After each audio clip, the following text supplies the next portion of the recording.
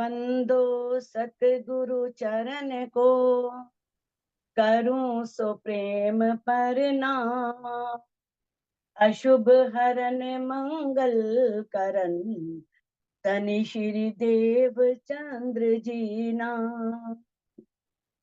श्री प्राणनाथ निज मूल पति, श्री मिहिराज सुना। तेज कुवरी श्यामा युगल को, पल पल करूं प्रणाम। पिया जी को पल पल करूं प्रणाम। प्रणाम सुंदर साथ जी। सुंदर साथ जी श्री खिलवत ग्रंथ के कल हमने 8 प्रकरण हमारे संपूर्ण हो गए थे। तो आज हम 9वां प्रकरण, जिसमें धामधनी अक्षरातीत इंद्रावती जी के धाम हृदय में बैठ करके हमें निस्बत की पहचान करा रही हैं कि हमें अपनी निस्बत की पहचान करनी है। क्योंकि धनी ने पहले भी कहा है कि हम इस संसार में आए हैं, इस संसार में हमें एक परिवार मिला है, एक कबीला मिला है। लेकिन वाणी में कहा है, तो कर कबीला पार का, बल अंकुर सूर धीर, एक धाम हृदय में लेके उड़ाए दे शरीर। कि तुम्हें कौन सा कबीला करना है? पार का कबीला। पार का कबीला कौन सा है? जो परम धाम में राज्य के चरणों में हम सभी सुंदर साथ, हम सभी ब्रह्मात्माएं बैठी हुई हैं, उनसे संबंध रखना है। क्योंकि उनके पास क्या है? उनके पास बल है। कौन सा बल है? इश्क का बल है, आत्म का बल है, उनका परम धाम का अंकुर है, उनका धामधनी से संबंध है। और वो शूरधीर, वो माया से संघर्ष करने में भी बहुत शूरवीर है और बहुत धैर्यशाली है। अगर कोई कष्ट आ जाए तो घबराते नहीं, धनी का सहारा लेते हैं और धनी का हाथ पकड़ करके उस कष्ट से पार हो जाते हैं। तो इस तरह से जब हम निस्बत की पहचान कर लेंगे, हमें पता लग जाएगा कि हमारी असल निस्बत हमारे प्राण प्रीतम अक्षरातीत से है। तो जब हम इन संबंधों को इतने अच्छे ढंग से निभाते हैं, अपना कर्तव्य समझ करके, जब हमें पता लगेगा कि हमारा तो संबंध अनादिकाल का है। जब हम इस ब्रह्मांड में नहीं आए थे, तब भी हम परम धाम में एक साथ रहा करते थे। और फिर जब ये तन छूटेगा, हम जाएंगे, तो किस तरह से हमें परम धाम, हमारी सुरता वापस जाएगी। और जो हमारी पर आत्म मूल मिलावे में बैठी है, वो जाग जाएगी और हमें धनी के सब सुख लेने हैं। अब इंद्रावती जी कह रही है, देख तू निस्बत अपनी, मेरी रूह तू आंखा खोल। इंद्रावती जी अपनी रूह से कह रही है, अपनी रूह को, अपनी आत्म को, अपनी सुरता को पहचान करा रही हैं। तो अपनी निस्बत देख, तेरी निस्बत किनसे है, तेरा संबंध किनसे है। तो अपनी अंतस्करण की आंखें खोल करके अपने धामधनी से, अपनी प्रीतम से, अपनी निस्बत की पहचान कर। तय तेरे कानों सुने हक बका के बोल। अब इंद्रावती जी ने तो देखो सुने हैं किस तरह से, जब उन्हें हफ्सा में स्वयं अक्षरातीत ने दर्शन दिए तो उनसे बातें भी की, कानों से सुने उन्होंने। और अब रूहों से कह रही हैं कि है रूहों, याद करो उस समय को जब तुम परम धाम से आई थी और धनी ने कहा था, अलस्तो बेरिबकुम, कि मैं ही तुम्हारा खामिंद हूं। अब उन वचनों को सुनो जो तुमने अपने कानों से उस समय सुने थे। धनी ने कहा था और तुमने कहा था, भले न भूले हम। तो अपनी उस निस्बत को याद करो, अपनी उन बातों को याद करो जो तुमने अखंड परम धाम में अपने प्रीतम की उन वचनों को सुना था। अब आंखें खोलना क्या है? आंखें खोलना एक मुहावरा है। आंखें तो सबकी खुली हुई हैं। आप लोग बैठे हो, हम बैठे हैं, आंखें बंद करके तो बात नहीं कर रहे ना। आंखें खोल के बात कर रहे हैं, लेकिन वास्तव में आंखें खोलना क्या होता है? सावधान होना, सावचेत हो जाना। जब हम सावधान होते हैं, सावचेत होते हैं, तो यही बात इस चौपाई में कही गई है कि परम धाम से खेल में जब सुरताई इस संसार में आई थी, तो उस समय धनी ने जो वचन कहे थे, उन वचनों को याद करो। कौन जिमी में तू खड़ी, कहाँ है तेरा वतन। अब इंद्रावती जी कह रही हैं, अब तू देख, तो कौन सी जमीन पर खड़ी हुई है?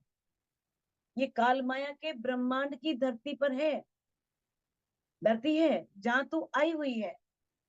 अब तू पहचान कर, इस बात पर विचार कर, कहाँ है तेरा वतन, और तेरा मूल वतन कहाँ है? परम धाम में। तुम कहाँ की रहने वाली हो? परम धाम की रहने वाली आत्माएं हो। और अब इस बात पर विचार करो कि अब तुम कौन सी जमीन पर, कौन सी धरती पर आई हो। कौन खसम तेरी रूह का, कौन असल तेरा तन। अब इंद्रावती जी हमें याद दिला रही हैं, कहते हैं कि तुम्हारी आत्मा का प्रीतम कौन है।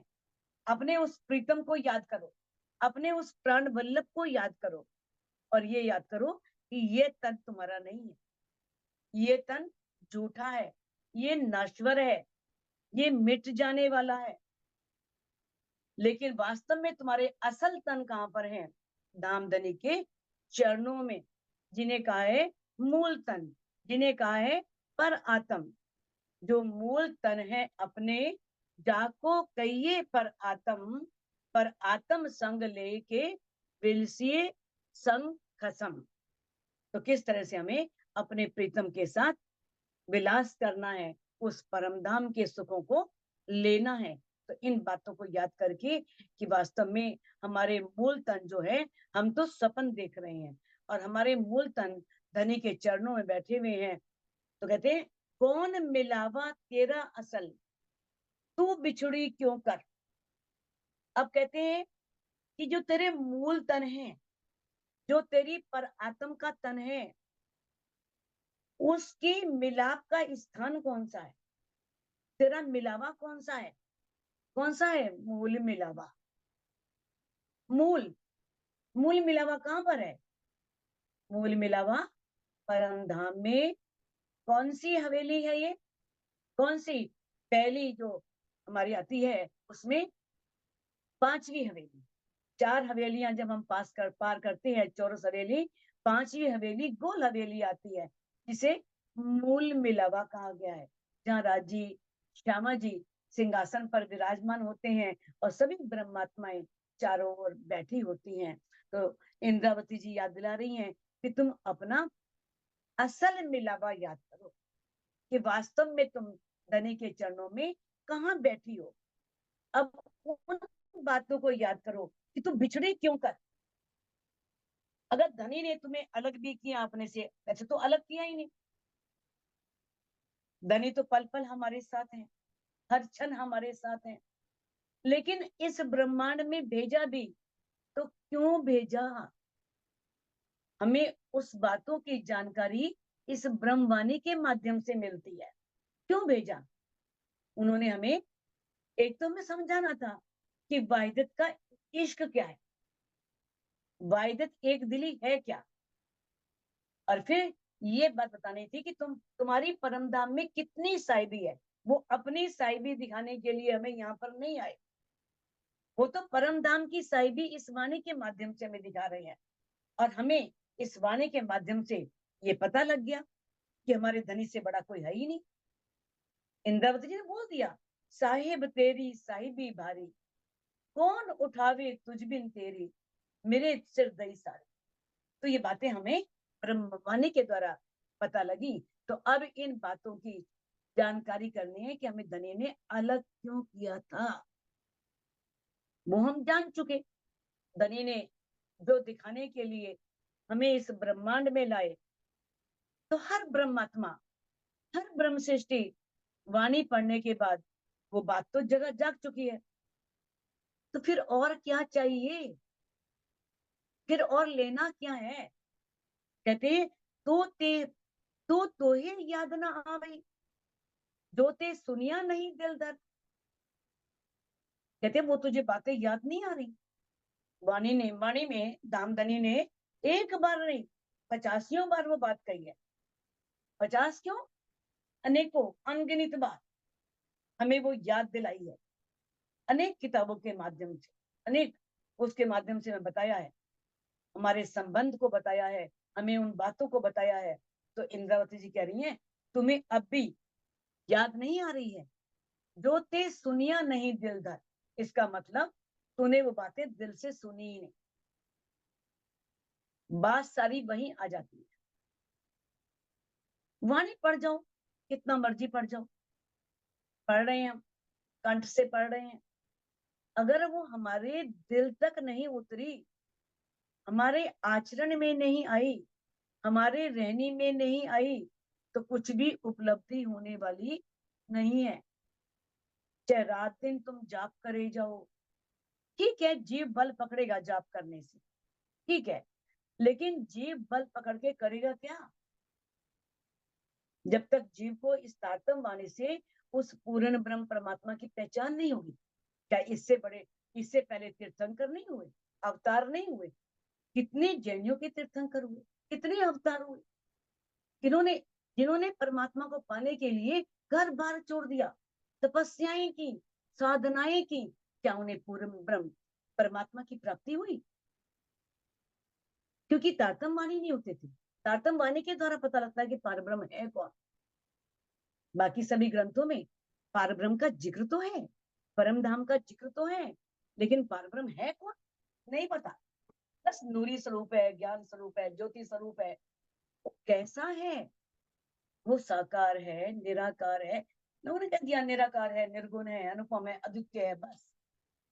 लेकिन उसका स्वरूप कैसा है, उसका धाम कैसा है, उसकी लीलाएं कैसी हैं, ये जानकारी हमें इस ब्रह्मवाणी से मिलती है।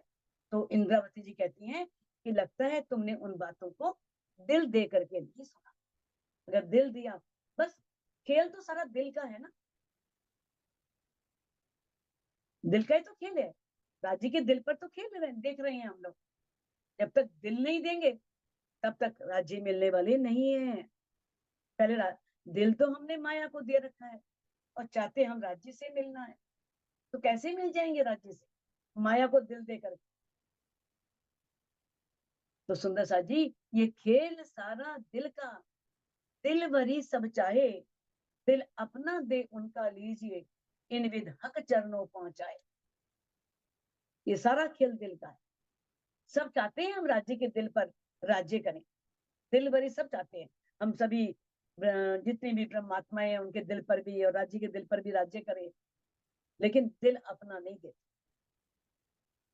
बस दिल अपना दो तो उनका दिल तो अपने आप मिल जाएगा। वो तो चाहते ही हैं, ऐसे ही हम राज्य के चरणों में पहुंच जाएंगे। सहूर तो को साहिब दिया, इल्म दिया हक। अब देखो, साहिब हक एक ही बात है, लेकिन एक जगह साहिब कह दिया और एक जगह हक कह दिया। साहिब कौन है? वो पूर्ण ब्रह्म परमात्मा अक्षरातीत, जो सबका है। उसने ये हमें जागत बुद्धि की वाणी दी। सहूर तो को साहिब दिया, किस तरह से खुद अक्षरातीत ने धनी श्री देवचंद जी के तन में बैठ करके क्या दिया, हमें समझ दी, सहूर दी, जागत बुद्धि दी, और किस तरह से धाम हृदय में विराजमान होकर के ब्रह्मवाणी का अवतरण करवाया। उसी हक ने, जो सबका साहिब है, इल्म भी उसी ने दिया, ये ब्रह्मवाणी भी उसी ने दी। बाहिर माहे अंतर, एक जरा न रही शक। अब इस वाणी के आने से देखो, बाहिर किसे बोलते हैं, माहे किसे बोलते हैं, और अंतर किसे बोलते हैं, समझो। माहे कहते हैं अंदर, हमारा पिंड, अंतस्करण, और बाहर बोल देते हैं ये सारा ब्रह्मांड। जो बाहर है। अब अंतर क्या है? अंतर का अर्थ वो नहीं है कि थोड़े अंतर, यानी कि तुम्हारे मेरे में क्या अंतर है, ये नहीं। इसका अर्थ है थोड़े अंतर पर, थोड़ी दूरी पर, यानी कि इस पिंड और ब्रह्मांड से अलग। क्या है? योग माया का ब्रह्मांड और परमधाम, अक्षरधाम, परमधाम। अंतर, अंतर का अर्थ है जो इस ब्रह्मांड से आगे है, इस ब्रह्मांड को पार करने के पश्चात है। जब हम इस हद के ब्रह्मांड को पार करते हैं, तब कौन सा ब्रह्मांड आता है? योग माया का ब्रह्मांड। और योग माया के ब्रह्मांड से आगे आता है अक्षरधाम, अक्षरधाम से आगे आता है परम धाम। तो ये इल्म धनी ने दिया, और उसमें एक जरा न रही शक। अब उसमें किसी को कोई संदेह नहीं, कोई शक नहीं रहा। 14 तबकों में नहीं, रू अल्लाह का इल्म। कहते हैं ये जो 14 लोगों का ब्रह्मांड है ना, इस 14 लोक के ब्रह्मांड में कहीं भी तारतम वाणी नहीं है। तारतम वाणी का ज्ञान कहीं नहीं है। आप कोई भी ग्रंथ उठा के देख लो, उस ग्रंथ में आपको अनेक कवियों के उदाहरण मिल जाएंगे, आचरण के मिल जाएंगे, इधर उधर की जी के सामान्य ज्ञान की जानकारी दी जाएगी, लेकिन पारब्रह्म के बारे में कुछ नहीं, परम धाम के बारे में कुछ नहीं, जानते ही नहीं परम धाम पारब्रह्म। तो वर्णन कहाँ से करें किताबों में? किसी किताब में भी वर्णन नहीं, कहीं भी वर्णन नहीं। किंतु धामधनी ने हम रूहों के ऊपर अपार मेहर करके क्या किया? हमें ये क्षमा मराने का इल्म दिया। जो क्षमा मराने लेकर के आई, ये तारतम वाणी, ये ब्रह्म वाणी। कहते ए दिया एक तुई को करके मेरे खसम। इस संसार में तो कितनी जनसंख्या है, कितने लोग हैं। सारे लोग तो परब्रह्म को नहीं मानते, सारे लोग तो मानते तो हैं, जानते नहीं। मानते सारे हैं परमात्मा एक है, लेकिन वो कहते हैं हनुमान जी भी परब्रह्म है, शिव जी भी परब्रह्म है, ब्रह्मा जी भी परब्रह्म है। उनके लिए तो हर देवी देवता परब्रह्म है, जिसे वो मानता है। जो असल में परब्रह्म है, उसके बारे में तो वो नहीं जानते, नहीं पता। ये हमारे ऊपर धनी ने मेहर की है, जो हमें अपनी पहचान दी है उस पूर्ण ब्रह्म परमात्मा की, जो हिंदुओं का भी है, मुसलमानों का भी है, सिखों का भी है, ईसाइयों का भी है, जैनियों का भी है, बौद्धों का भी है, सबका है, वो किसी एक का नहीं है। सुर असुर सबों का ए पति, सब पर एक ही दया, दे दीदार सबन को साई, जिन जैसा चाहिए। वो देवताओं का भी है, राक्षसों का भी है। ये नहीं कि वो राक्षसों का नहीं है, राक्षसों का भी है। और जो जिस रूप में जाता है, उसे उसी रूप में दीदार देता है। क्योंकि पारब्रह्म के लिए पक्षपात नहीं है, वो हर एक का है, हर कोई उसे पा सकता है। आपने बहुत से उदाहरण सुने होंगे, किस तरह से अंगुली माल कितना बड़ा, वाल्मीकि की कहानी, अंगुली माल की कहानी, कितनी कथाएं हैं, किस तरह से वो धर्म के मार्ग पर चलेगा। चले और फिर अपना चला जाओगे। पूर्ण समर्पण आवाज कर आ दिया, रहा है। सब कुछ छोड़ दिया। मूल मिलावा चिन्हिया, चिन्हिया बिछरे वास्ते जिन, है मेरी आत्मा। इंद्रावती जी कह रही है कि है मेरी आत्मा, तूने मूल मिलावा चिन्हिया, उस धामधनी की मेल से, उसकी कृपा से, इस तारतम ज्ञान के द्वारा उस मूल मिलावे की पहचान, उस मूल मिलावे को तू जान पाई। चिन्हिया बिछरे वास्ते किन। अब श्री बीतक साहिब के द्वारा और श्री मुखवाणी के द्वारा वो जानती है कि ब्रह्मात्माओं का उस पार ब्रह्म से बिछोड़ना क्यों हुआ, इस संसार में आना क्यों हुआ। इससे पहले भी ये ब्रह्मांड बनते थे, इससे पहले भी ये ब्रह्मांड मिटते थे, लेकिन इस बार वो अपने पार ब्रह्म से अलग होकर के इस ब्रह्मांड में क्यों आई। बेशक हुई इन बातों जो हक बका का बातन, जो आज तक अखंड परम धाम में जो बातें गुज थी, छिपी हुई थी, रूहे नहीं जानती थी इश्क किसका बड़ा है। सबको यही था कि हमारा इश्क बड़ा है, क्योंकि वाहिदत था, एक दिली थी। ये छिपी हुई बात, रूहें नहीं जानती थी कि परम धाम में हमारी साहिबी क्या है, कितना सुंदर, क्योंकि वो इश्क में सराबोर थी, जरा भी सोच नहीं थी कि हम जिसके साथ लीला कर रहे हैं उसका दायां अंग अक्षर ब्रह्म ऐसे करोड़ों ब्रह्मांड बनाता है और करोड़ों ब्रह्मांड को मिटा देता है। ये बातें रूहें नहीं जानती थी, नहीं पता थी। जब अक्षर ब्रह्म का पता नहीं था तो अक्षर ब्रह्म की सत्ता के बारे में क्या पता लगे, योग माया के ब्रह्मांड में क्या पता, इस ब्रह्मांड के बारे में क्या पता लगे। तो कहते हैं किस तरह से अब ब्रह्मवाणी में जो बातें कही, बेशक हुई इन बातों, अब इन बातों से सारे शक, सारे संदेह मिटे। देखो, राजी ने कितने प्रमाण दिए हैं कि जब वो पारब्रह्म मिलता है ना, तो कैसे व्यक्ति की भ्रांतियां मिट जाती हैं, कैसे उसके संदेह मिट जाते हैं, कैसे उसके कर्म छीन हो जाते हैं। वेदों में कह दिया ना कि उस पारब्रह्म के मिलने पर ना व्यक्ति में भ्रम रहता है, ना संदेह रहता है, फिर वो इतना उसमें मग्न हो जाता है, उसे पाकर के इतना पागल हो जाता है, गल जाता है उसमें, कि उसे कर्म करने को मन भी नहीं करता। वो तो आप परमहंसों की जीवनी के द्वारा सब जानते ही हो, उसे बताने की जरूरत नहीं। तो ये बातें जो अखंड परमधाम की आज तक राज्य के दिल की बातें, जो उन्होंने परमधाम में जरूरत नहीं थी रूहों को बताने की, तो काम ही कुछ और नहीं था। कहते ना, आपको काम कछु और नहीं, देवे रूहों लाड लज्जत।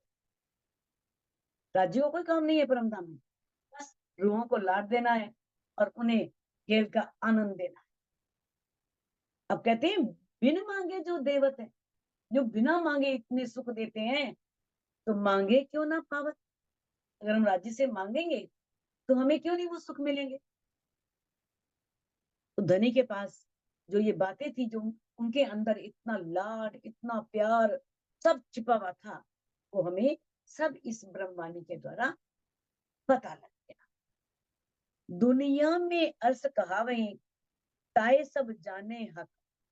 इस संसार में भी लोग अर्श जानते हैं, बैकुंठ, बैकुंठ को ही परम धाम कह देते हैं, क्योंकि सो तेता ही बोलिया तो जहां लो गया चल, अपने अपने मुख से गया करी मंजिल। जो जहां तक पहुंचा है वो वहीं तक का वर्णन करेगा ना। जिसकी पहुंच ही बैकुंठ तक है, तो बैकुंठ से आगे कैसे जानेगा। वो तो बैकुंठ को ही परम धाम कहेगा, वो तो मलकूत को ही सब कुछ मानेगा। कहते हैं इस दुनिया में भी बैकुंठ आदि परम धाम है, ताए सब जाने हक। और उनके जो बैकुंठ के मालिक हैं, स्वामी हैं, उन्हें ही सब पारब्रह्म मानते हैं, उन्हें ही सब कहते हैं ये हक है, ये पारब्रह्म है। ए इलम तिनको नहीं, जो ते पाया बेशक। कहते ए इलम तिनको नहीं, ये इलम उनके पास नहीं है जिन्होंने बिना इस इलम की उस पार ब्रह्म को पाने के लिए अपने अपने तन गला दिए। कितने कितने साल निरंतर बैठ करके उसकी भक्ति की, साधना की। अगर उनके पास ये इलम था, कितना आगे पहुंचते। अब ये धनी ने हमें बताया है इस वाणी के माध्यम से, विचार करो, तुम्हारे पास वो ज्ञान है जो ज्ञान उनके पास नहीं था। अब तुम इस ज्ञान से क्या कर सकती हो, इस पर विचार। तुम ये ज्ञान पा करके उस पार ब्रह्म अक्षरातीत को क्यों नहीं पा सकते। पा सकते हैं, लेकिन प्रयास नहीं कर, समय नहीं निकाल, समय ही नहीं। माया के लिए समय है, माया के लिए तो हम बहुत टाइम निकाल लेंगे, बच्चों के लिए, बीबी के लिए, परिवार के लिए, लेकिन धनी के लिए टाइम नहीं है। उनके लिए हम कहते हैं अरे समय आएगा तो कर लेंगे, अभी समय नहीं है हमारा। जब समय आएगा तब करेंगे।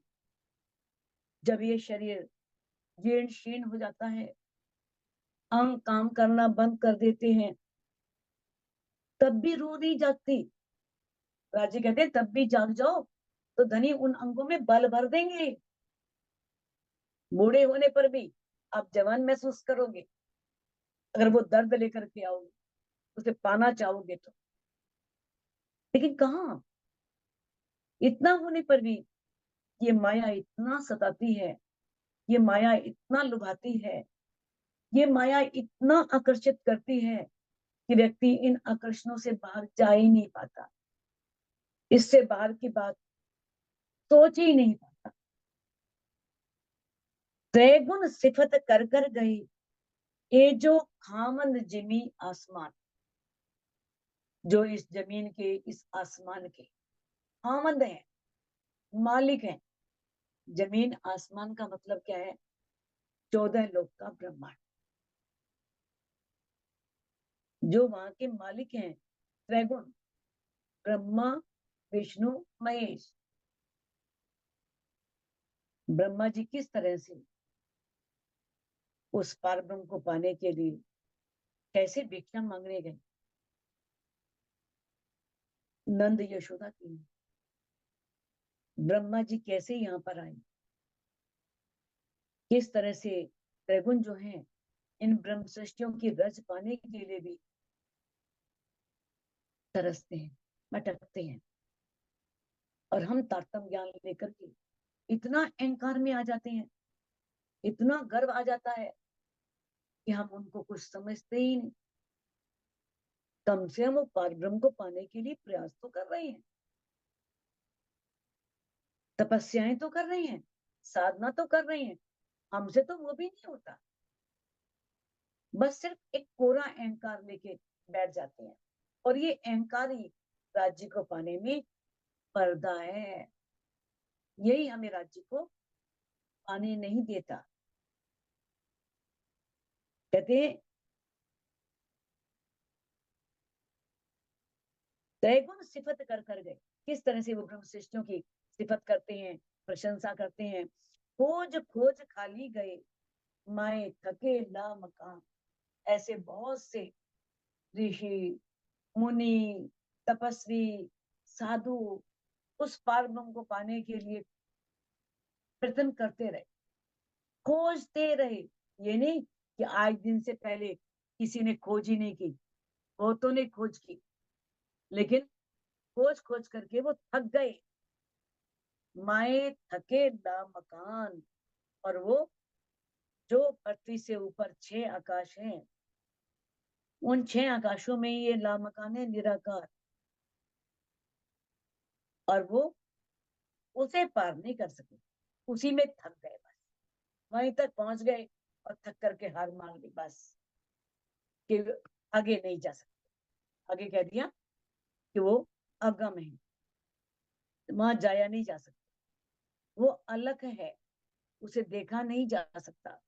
इस तरह से पौराणिक मान्यताओं में कहा है कि ब्रह्मा विष्णु शिव ये 14 लोगों के स्वामी हैं, और वैदिक मान्यता के अनुसार एक परब्रह्म ही सबके स्वामी है।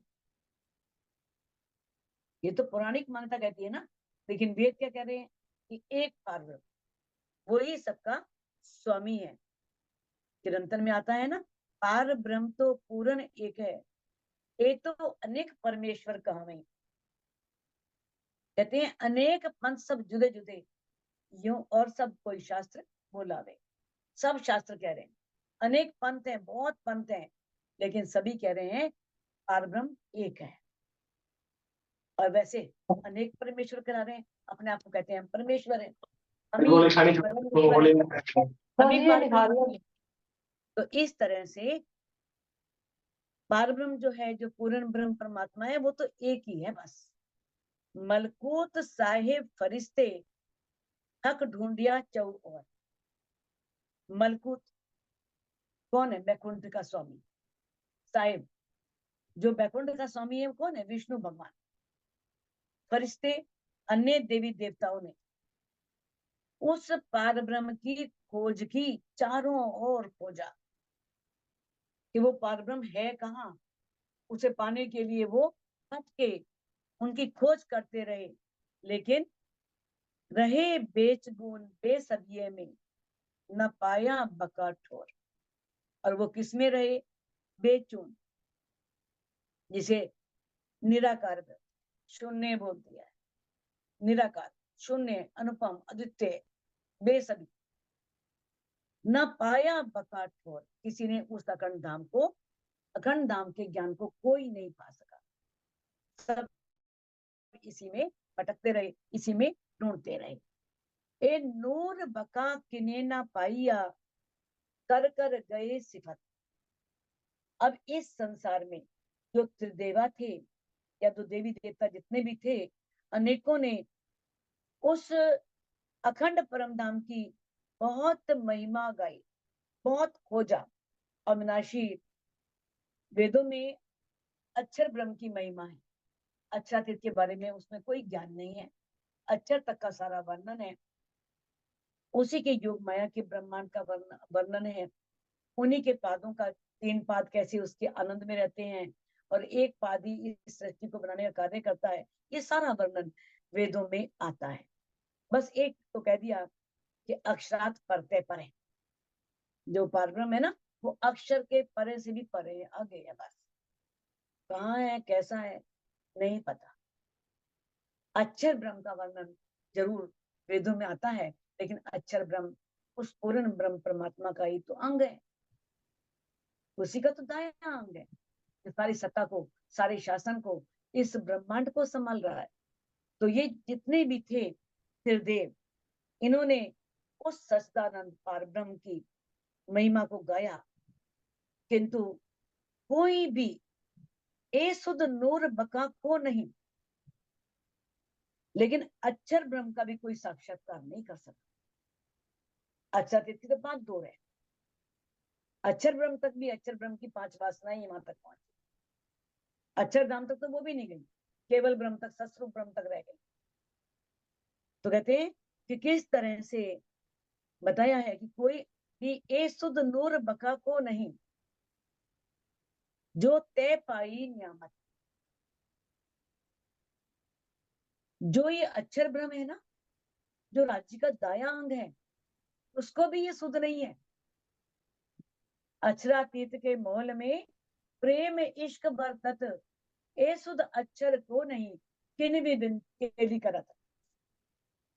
इस वाणी के आने से पहले अक्षर ब्रह्म को भी ये पता नहीं था कि अक्षरातीत परम धाम में अपनी रूहों के साथ कौन सी लीला करते हैं, जो तय पाई नियामत।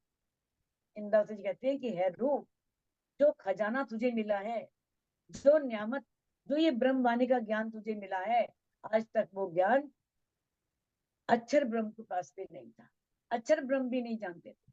तो बाकी ये त्रिदेव क्या जान सके, यहाँ के देवी देवता क्या जान सके, आदि नारायण को क्या पता, या इस आदि नारायण के द्वारा बनाए हुए जीव कैसे जान सकते हैं। तारतम वाणी के बिना कोई भी उसके बारे में, उस धाम के बारे में नहीं जान सकता। नूर बका इत दायम, आवे हक के दीदार। तो बहुत सरल चौपाइयां हैं, कोई विस्तार करने की जरूरत नहीं है। श्री बेतक साहिब और ब्रह्मवाणी के द्वारा ये सब बातें आप जानते हो कि किस तरह से जो अक्षर ब्रह्म है, दायम मैंने हमेशा, आवे हक के दीदार, वो अक्षरातीत का दीदार करने आते हैं, फिर भी अक्षरातीत के बारे में नहीं जानते। बताओ कितनी हैरानी। आपने पढ़ा है ना किस तरह से अक्षर ब्रह्म बड़ी अपनी सेना के साथ, गाजे बाजों के साथ कैसे चांदनी चौक में आते हैं अक्षरातीत का दीदार करने के लिए। और अक्षरातीत जो है वो तीजी भूमि की परशाल में उधर पीठ देकर के रूहों की ओर मुख करके बैठे हैं। वहां पर सारी ब्रह्म सृष्टियां बैठी हुई हैं, और किस तरह से वो प्रणाम करता है तो राजी देखते भी नहीं मुड़ करके, बस आंखों से यूं कर देते हैं कि हाँ प्रणाम हो गई, आंख से इशारा कर देते हैं, मुंह नहीं घुमाते, और अक्षर ब्रह्म वहीं से प्रणाम करके वापिस चले जाते हैं। हमेशा आते हैं, लेकिन ये नहीं मालूम अक्षरातीत की रूहों के बारे में, उनकी लीलाओं के बारे में उन्हें कुछ भी पता नहीं। कहते हैं तले झरोखे झाकत आए उलंग जोए के पार। कैसे अक्षर ब्रह्म जब जोए कहते हैं यमुना जी, यमुना जी को पार करके, जब अमृत वन को पार करके चांदनी चौक में आते हैं और चांदनी चौक में खड़े होकर के धनी का दीदार करते हैं, तले झरोके जाकर। कैसे राजी? झरोके से जागते हैं, सखियों को नहीं पता लगता, एक झरोके से बस आंखों को दिखा के यूं कर देते हैं, हाँ भाई तेरी प्रणाम हो गई। कहते तले झरोके जाकर, इसी भूमि की परशाल के झरोकों से झांक करके प्रणाम स्वीकार करते हैं। तो लेकिन यहाँ पर अक्षर धाम जो है ना, उसका मतलब सत्स्वरूप नहीं है, केवल ब्रह्म नहीं है। सत्स्वरूप से आगे परम धाम के अंदर ही अक्षर धाम है। उस अक्षर धाम की बात कही गई है कि किस तरह से जो अक्षर ब्रह्म का निवास स्थान है, जहां से वो अक्षरातीत का दीदार करने के लिए आते हैं। नूर जमाल के दीदार को हमें नूर जलाल। अब तो ये बहुत कॉमन शब्द हो गए हैं, आप सब जानते हैं इनके अर्थों को। नूर जमाल अक्षरातीत को बोलते हैं और नूर जलाल अक्षर को बोलते हैं। किस तरह से अक्षरातीत का दीदार करने के लिए अक्षर ब्रह्म आते हैं। नूर जमाल के अर्श में इत रूहें रहे कमाल। ऐसे उस नूर जमाल के अक्षरातीत के परम धाम में कमाल का है, जो इश्क और आनंद के रस से सराबोर है। जो झलक, जो नमूना इस ब्रह्मांड में नहीं हो सकता, जिन्हें उसके अलावा कोई सुध ही ना, वो पूरी डूबी हुई ऐसी कमाल की रूह जो इश्क में धनी के, और किस तरह से उसके इश्क के आनंद के रस में डूबी हुई परिपूर्ण वो रूहें वहां पर रहती हैं। इत मिलावा रोहन का जो कहीं 12,000। देखो वैसे रूहें 12,000 नहीं है, अनगिनत है, असीम है, अपार है। नहीं तो कहोगे 12,000 में पता नहीं हमारा नाम आएगा या नहीं आएगा। लेकिन इस संसार के हिसाब से उस संख्या को सीमित किया गया है, वहां असीमित है, अनगिनत है। नहीं तो इतने सारे भवन है, इतने हिंडोले इसलिए बनाए हैं। और ये बात भी राज्य ने वाणी में कह दी कि वहां कोई जगह खाली भी नहीं है, सब जगह है रूहें। अब इतने महल और इतने 12,000 कितने कितने हिंडोले लगे हुए हैं, और एक एक हिंडोले में 12,000 रूहें बैठ सकती हैं, तो क्या जरूरत है इतना बनाने की भाई। इससे क्या पता लगता है कि रूहें अनगिनत है, असीमित है, अपार है। यहाँ पर लाने के लिए एक संख्या में उसे बांधा गया है। जैसे हम चावल बनाते हैं, तो चावल देखने के लिए सारे चावल तो नहीं देखते ना, एक चावल लेकर के देखते हैं, हाँ भाई चावल चल गया, मान लेते हैं कि सारे गल। ऐसे ही तो यहाँ पर ब्रह्म सृष्टियां जो 12,000 कही गई हैं, वो यहाँ के हिसाब से संख्या दी गई है। तो कहते हैं उतरे लैलत कदर में एक तीसरा तकरार। और वो ब्रह्म सृष्टियां इस लैल तुल कद्र की अज्ञानतामयी लंबी रात्रि में आई है। और ये कौन सा तकरार है? ये तीसरा तकरार है, जो जागने का तकरार। लैल, ब्रज, तुल, रास, और तीसरा जागने का ब्रह्मांड। तो किस तरह से अब हम कौन से इसमें आए हैं? जागने के ब्रह्मांड, जिसमें ब्रह्मवाणी उतरी है। ब्रह्मवाणी के उतरने से सभी रूहें जागृत हो गई हैं और किस तरह से परमधाम और राज्य के बारे में जान चुकी हैं। अर्श अजीम तेरा वतन हसम नूर जमाल। अब इंद्रावती जी अपने लिए नहीं कह रही, हमारे लिए कह रही हैं कि है सुंदर साथ जी। कह तो अपनी आत्मा को रही है मेरी आत्मा, लेकिन कहा हमारे लिए है कि तेरा वतन क्या है? परम धाम। अर्श अजीम परम धाम। और तेरी आत्मा का प्रीतम कौन है? नूर जमाल, अक्षरातीत। कहते ए इल्म पाया ते बेशक देख कौल फैल हार। अब इस बेशकी का इल्म पा करके अपने कौल देखो, अपने फैल देखो, अपने हाल देखो।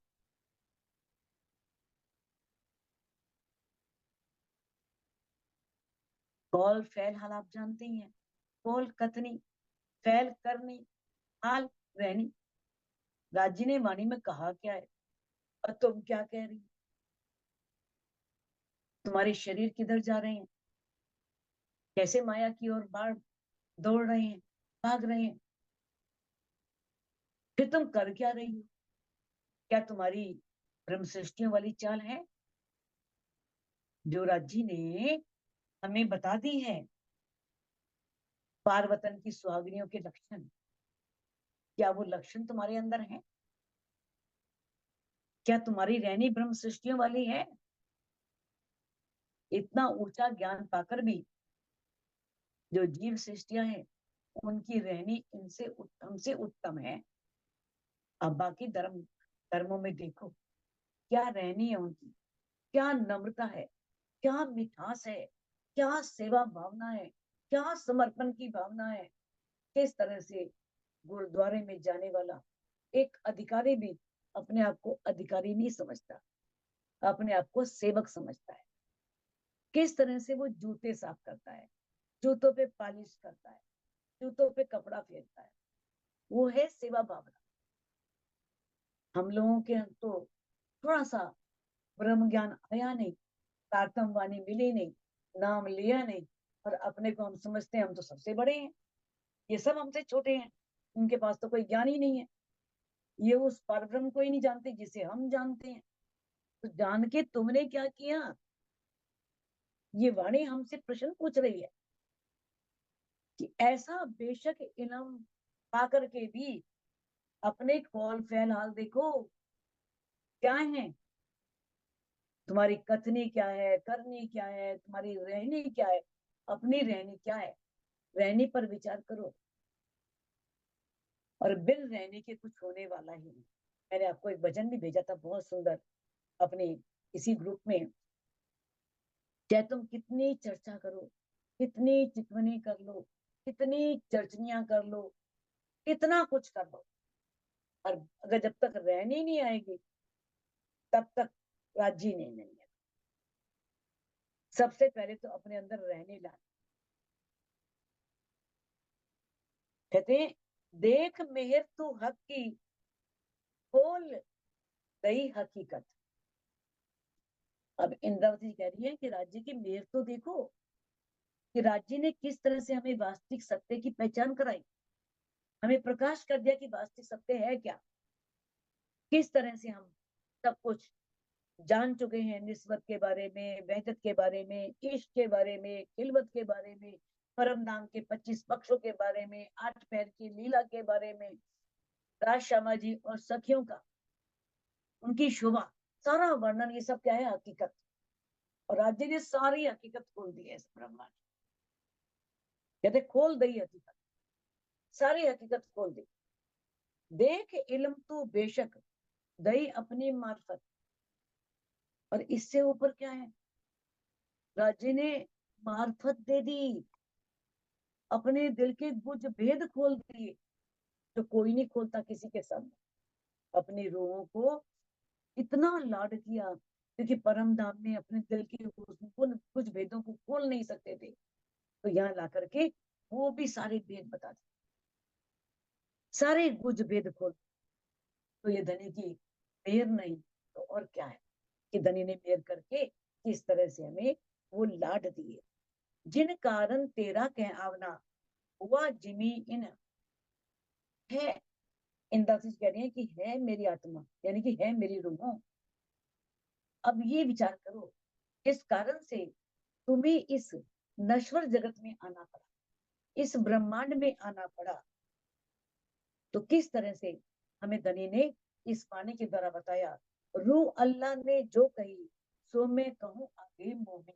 अब इंद्रावती जी कहती हैं, जो बातें मुझे श्यामा महारानी ने बताई थी वो बातें मैं अब सभी रूहों के आगे कह रही हूँ, सभी रूहों को बता रही हूँ, उसे तुम ध्यान से सुनो। कायम करत रब्त रूहें हाथी हाथ। अब परम धाम में राजी, श्यामा जी और सखिया, बीच में हमेशा दायम में ना हमेशा करद रब। रब तो कोई झगड़ा नहीं है, ये प्रेम का झगड़ा। हमेशा ये होता था, इश्क हमारा बड़ा है, इश्क हमारा बड़ा है, ये रब करती थी हमेशा। हमेशा ये विवाद शुरू से रहता ही था। ये संसारी विवाद नहीं है, जैसे संसार में पति पत्नियों के झगड़े होते हैं। परम धाम में वायदत है, एक दिल ही है। राज्य के दिल में आ रहा है इश्क हमारा बड़ा है, तो श्यामा जी के दिल में भी आ रहा है, सखियों के दिल में भी आ रहा है। सभी कह रही है हम राज्य को जाते हैं, श्यामा जी कहती है मैं रह जाती हूँ, सखिया कहती है मैं रह जाती हूँ। तो ये हमेशा रब्त होता था। तब कोई कहता अपना बड़ा है मेरा इश्क, तब कोई कहती थी मेरा इश्क बड़ा है। क्यों? वहां वायदत थी, एक दिली थी। बीच अर्ज खिलमत में बहुत दायम विवाद। इस तरह से परम धाम की खिलवत में हमेशा ये प्रेममयी झगड़ा होता था, हमेशा ये रब्त रहता था। इश्क अपना रूहे हक को फिर देती याद। ब्रह्म सृष्टियां बार बार अपने प्रेम की याद दिलाती थी कि हमारा प्रेम बड़ा है, हम आपसे बहुत प्रेम करती हैं, हम आपको रिझाती हैं। हमेशा ये बात होती थी। लेकिन ये बात परमधाम में बताई नहीं जा सकती थी कि किस तरह से हम सभी का प्रेम बराबर है, हम सभी एक दूसरे को रिझाते हैं। तो ये बात बताने के लिए हमें धनी इस ब्रह्मांड में लेकर के आए। तब कैया अके हादी रोहन को मैं तुम्हारा आशिक। तब राजी ने श्यामा जी को और रूहों को कहा कि मैं तुम्हारा आशिक हूँ। श्यामा जी से और सखियों से कहा कि मैं तुम्हारा आशिक हूँ। अब ये बात परमधाम में रूहे कैसे माने, क्योंकि सभी अपने आप को आशिक मानती हैं। कि राजी आशिक कैसे हो सकते हैं भाई? आशिक तो हम है, हम रिझाते हैं इनको, हम प्यार करते हैं हमको, इनको दिल से प्यार तो हम करते हैं, रिझाते हम हैं। और राजी कह रहे हैं कि मैं तुम्हारा आशिक। तो ये तो वाणी के द्वारा आकर के ये बात स्वीकार करी कि हाँ राजी ही हमारे आशिक हैं, राजी हमसे बहुत प्यार करते हैं। क्योंकि वहां ये बात पता लग नहीं सकती थी और ये बात रूहें जानती नहीं थी। ए तहकीक तुम जानियो इश्क मेरा बुजरक। राजी कहते थे परम धाम में राजी श्यामा जी से रूहों से कि मैं ही तुम्हारा आशिक हूँ, ये निश्चित रूप से जान लो कि इश्क मेरा सबसे बड़ा है।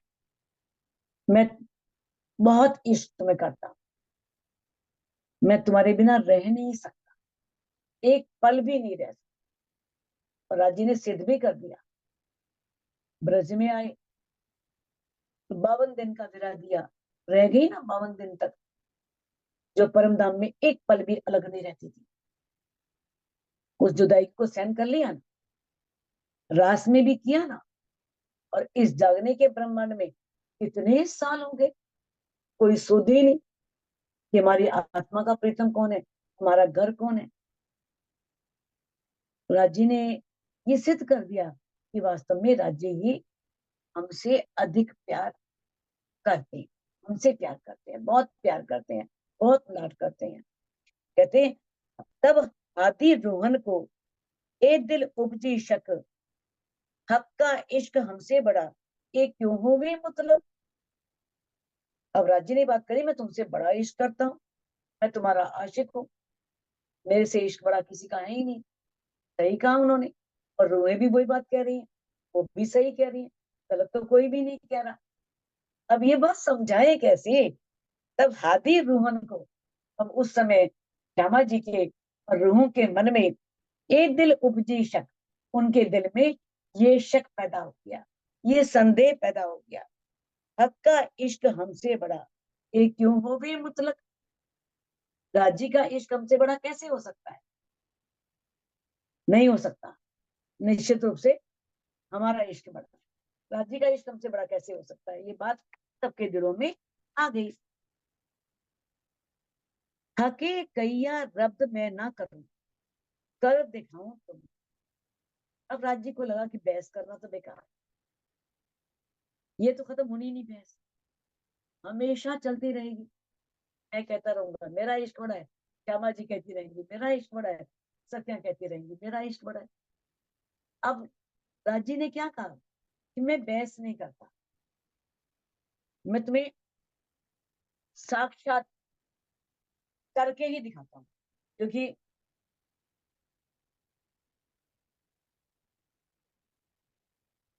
जब तक हम प्रैक्टिकल नहीं देखते तब तक हमें विश्वास नहीं होता। थ्योरी पढ़ ले, लेकिन थ्योरी पढ़ने के बाद जब प्रैक्टिकल देखते हैं तो विश्वास पक्का हो जाता है। ऐसे ही राजी को वाणी को पढ़ लिया, जान लिया, हमारी आत्मा का प्रीतम अचरातीत है, हमारा ये घर परम धाम है। जब तक प्रैक्टिकल ना हो, इन आंखों से दिखाई ना दे, तब तक तो राज्य ने जैसे दिखाया ऐसे ही राजी कह रहे हैं चितवन के माध्यम से तुम भी अपना घर देखो, कर दिखाऊं तुमको, मैं तुम्हें करके दिखाता हूँ। इश्क मेरा तब देखो नेक न्यारे हो मुझसे। अब तुम्हें मैं यहाँ कैसे दिखाऊं अपना इश्क? तुम मेरा इश्क तब देखोगी जब मेरे से थोड़ा सा अलग होगी। देखा है ना, हम जब तक पास रहते हैं तो व्यक्ति की कीमत नहीं पता लगती। जैसा ही व्यक्ति थोड़ी देर के लिए भी थोड़ा दूर जाता है तो उसकी कीमत पता लग जाती है। अब राजी कहते हैं जब थोड़ा सा भी मुझसे अलग होगी ना, तब तुम जानोगी कि वास्तव में इश्क धनी का क्या है, लाड धनी का क्या है। न्यारे तो हम होए नहीं, निमक न छोड़े कदम। अब सखियों ने क्या कहा, रूहों ने क्या कहा, हम आपसे किसी स्थिति में अलग तो हो ही नहीं सकती, क्योंकि हम एक पल के लिए भी आपके कदमों को नहीं छोड़ेंगे। आपसे अलग कैसे होंगी, क्योंकि कदम पकड़ के राज्य के चरणों में ही बैठी है, वही कदमों में बैठी है, एक पल के लिए भी कदमों से अलग नहीं हुई, राज्य ने अलग नहीं किया। ए जेती अरवाएं अर्श की कदम तले सब हम, जितनी भी हम परम धाम की रूहें हैं आपके चरणों के नीचे बैठी हैं। तो कहा जब हम आपसे अलग ही नहीं होंगे तो ये माया क्या कर लेगी, हम आपको भूल कैसे जाएंगे। आप कह रहे हो सब भूल जाओगे देवी देवताओं को, अरे चरणों में आपके बैठी हैं, कहीं जाना नहीं, कुछ करना नहीं, फिर आपसे हम कैसे अलग हो सकते हैं, हम आपसे अलग हो ही नहीं सकते। तो सुंदर साथ जी इसी चौपाई को हम यहाँ दोहराते हैं। न्यारे तो हम होए नहीं, न्यारे तो न्यारे तो हम हुए हुए नहीं, निमक न छोड़े कदम, निमक निमक न न छोड़े कदम। छोड़े ए जेती अरवाहें अर्श की, ये जेती जेती अरवान अरवाही अरवाहे अर्श की। कदम तले सब हम, कदम तले सब कदम हम। तले सब हम। बोलो श्री प्राणनाथ श्री प्यारे प्राणनाथ प्यारे